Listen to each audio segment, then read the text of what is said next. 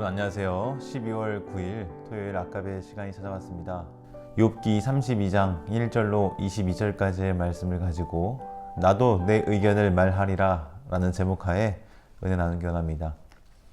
32장에 들어서면서 그동안 욥의 대화 상대자였던 세 친구 엘리바스, 빌닷, 소발은 무대 뒤로 물러서게 됩니다.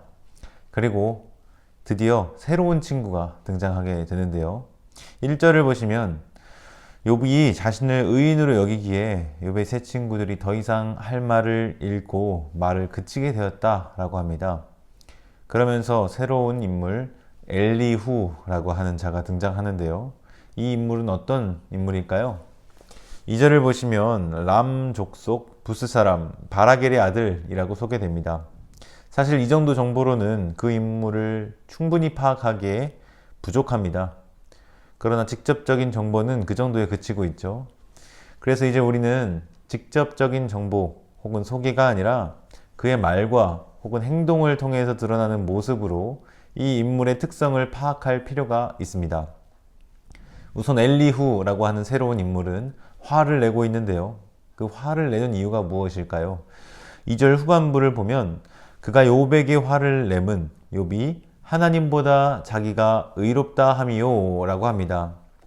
그뿐 아닙니다. 엘리후는 그동안 세 친구들과 욥이 벌여왔던 그 내용들의 교통정리를 자처하면서 특별히 욥만 꾸짖고 그에게만 화를 내는 것이 아니라 욥의 세 친구들에게도 화를 내고 있습니다. 3절입니다. 또 세 친구에게 화를 내면 그들이 능히 대답하지 못하면서도 욥을 정죄함이라.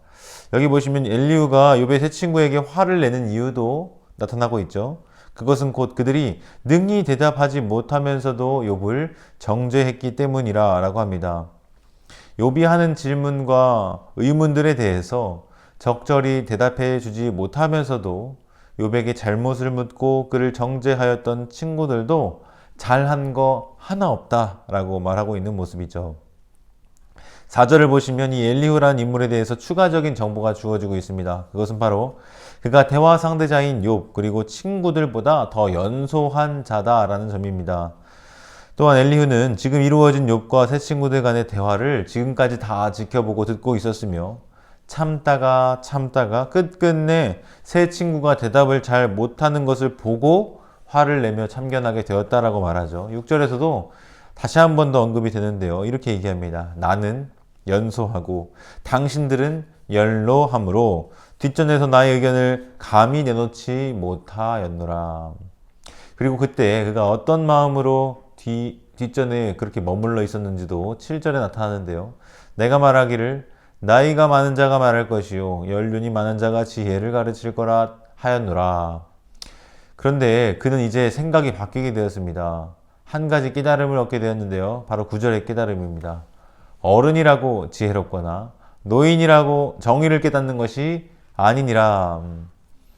이 엘리후라는 사람은 일반적으로 어른이면 지혜롭고 노인이면 정의를 깨닫는 것이 세상의 이치이다 라고 생각했습니다. 이것이 바로 규범적 지혜라고 하는 것이죠. 그러나 지금 뒷전에서 머물러 관전하고 생각해 보니 지금 상황은 그 이치에 딱 들어맞지 않는 상황이라고 판단한 것입니다. 그리고는 자신이 얻은 깨달음에 대해서 말할 준비를 하는데요. 10절 말씀에 그러므로 내가 말하노니 내 말을 들으라. 나도 내 의견을 말하리라. 그동안 충분한 시간과 기회를 주었으나 연장자인 당신들이 결국 해결하지 못했기 때문에 연소하지만 그럼에도 불구하고 내가 나서겠다라고 말하는 것입니다.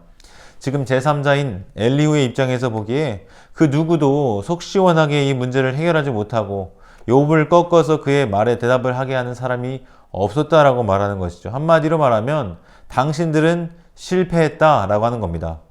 그러면서 이야기하겠죠. 나는 당신들과는 다른 이야기를 하겠다. 그렇게 나서는 겁니다. 15절을 보니까 욥의 친구들이 이 엘리후의 말을 듣고 놀라서 대답할 말을 찾지 못하였다라고 합니다. 그러자 16절에 엘리후가 다시 한번 나서서 말하죠.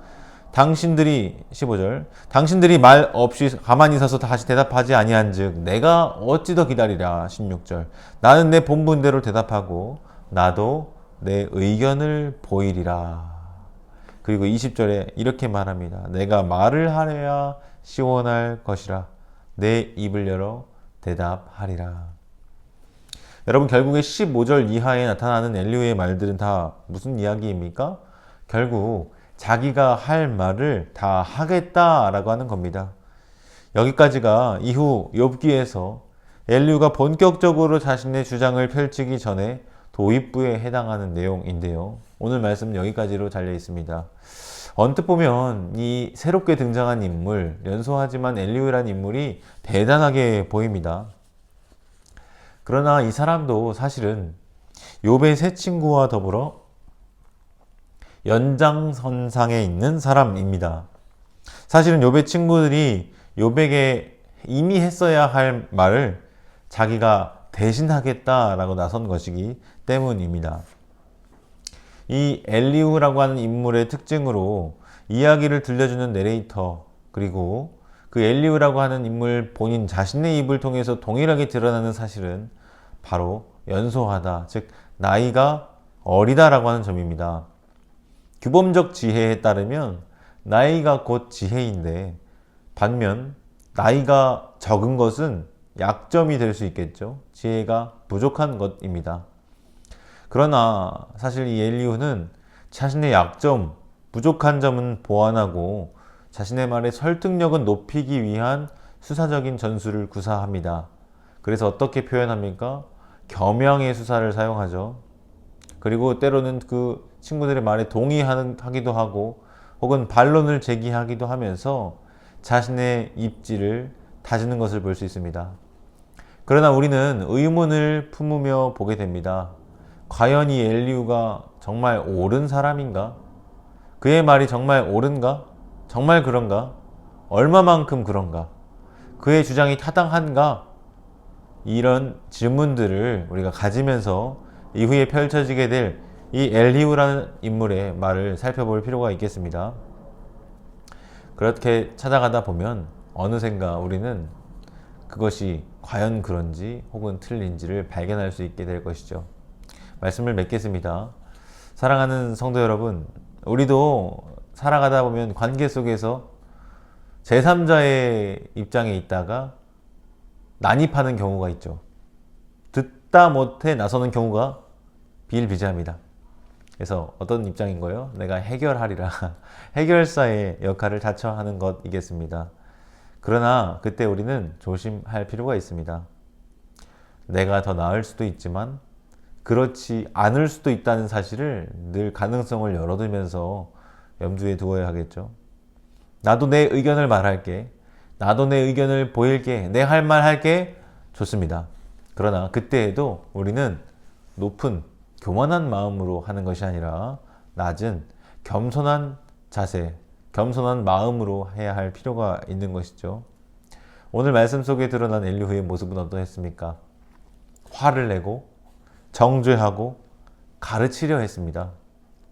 그러나 이후의 이야기들을 살펴보게 되면 정작 그러한 해결사를 자처했던, 교통정리를 자처했던 엘리후조차도요, 하나님 앞에서 책망과 꾸지람을 받게 되는 것을 보게 되는 것이죠.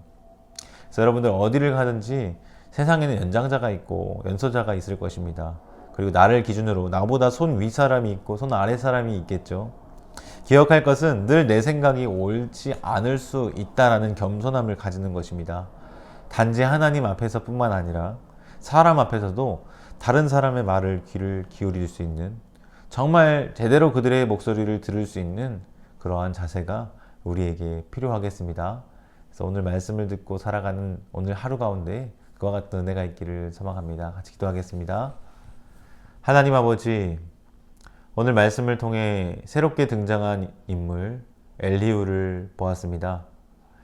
하나님, 욥의 세 친구에 대하여서 비판하고 또 욥에게도 분노하고 해결사 역할을 자처하며 나도 내 말을 말하리라 보이리라 나섰던 그에게서 우리가 반면교사로 삼을 만한 교훈을 받습니다. 우리가 살아가는 동안에 겸손을 잃지 않게 하시고 늘 낮은 마음과 자세로 행동할 수 있는 그런 우리의 삶이 되게 인도해 주시옵소서. 의지합니다. 예수님의 이름으로 기도합니다. 아멘. 그럼 오늘 하루도 말씀과 더불어 겸손히 행하는 우리 모든 성도님들 다 되시기를 바랍니다.